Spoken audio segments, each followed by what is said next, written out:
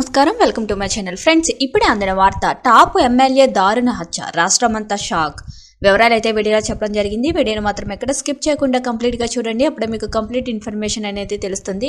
అలాగే ఇప్పటి వరకు మన ఛానల్ ఎవరైతే సబ్స్క్రైబ్ చేసుకోలేదో దయచేసి సబ్స్క్రైబ్ చేసుకోండి. అదేవిధంగా లైక్ చేయడం మాత్రం మర్చిపోకండి. ఇంకా వివరాల్లోకి అయితే వెళ్ళిపోదాం. ఓ మాజీ ఎమ్మెల్యే ఆటో డ్రైవర్తో గొడవ పడిన కొద్ది నిమిషాల్లోనే మృతి చెందారు. ఈ ఘటనకు సంబంధించిన వీడియో కూడా ప్రస్తుతం సోషల్ మీడియాలోని వైరల్గా మారింది. అసలు ఇంతకీ మాజీ ఎమ్మెల్యేతో గొడవ ఎందుకు పెట్టుకున్నారు? పెద్ద ఘర్షణ ఏం జరగకుండానే ఆయన కొన్ని నిమిషాలలోనే ఎలా ప్రాణాలు కోల్పోయారనే తీవ్ర చర్చనీయాంశంగా మారింది. ఈ ఘటన బెంగళూరులోని బేలాగావిలో చోటు చేసుకుంది. గోవాకు చెందిన మాజీ ఎమ్మెల్యే లావో మామలేదర్ ఏదో పని నిమిత్తం బెంగళూరుకి వచ్చారు. కడే బజారులోని ఒక లాడ్జ్కి వెళ్లే క్రమంలో ఒక ఆటో డ్రైవర్తో వివాదం ఏర్పడింది.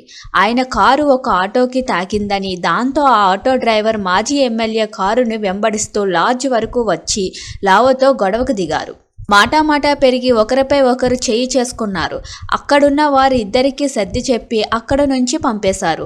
గొడవ జరిగిన తర్వాత లాడ్జిలోకి ఎంటర్ అవ్వగానే లావో కుప్పకూలిపోయారు.